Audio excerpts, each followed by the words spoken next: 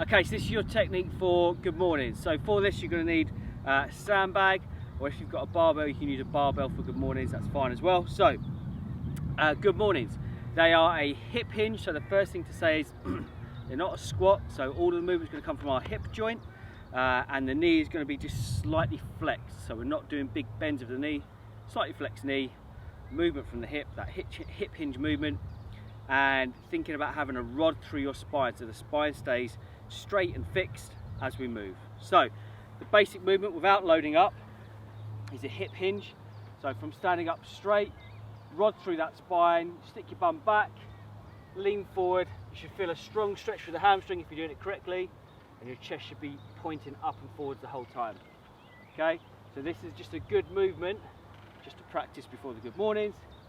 And the reason why my hands are here, it's kind of just a cue I have for myself to remind me to break at the hip. So it's almost like I'm being chopped in half here. Chop, hips go back, chest stays up, and we stand up again. So when we load that up, we use our sandbag.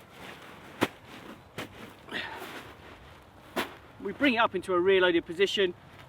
We're going to pull down hard. So imagine trying to rip that sandbag over our shoulders. That will help engage our back. So feet are hip distance apart. From here, we're breaking at the hip. Push the bum back, stretch through the hamstrings, stand back up, clench the glutes at the top, press the hips through. So hips go back, stretch through the hamstrings, stand up, clench the glutes, and press them through. Okay, so with this, slower is better, and you're always looking to avoid any sort of flexion through the spine. That will really put a lot of pressure on your back. So keeping that rod through the spine. As you lean forward, find that stretch through the hamstring and drive back through. So that is your technique for good morning.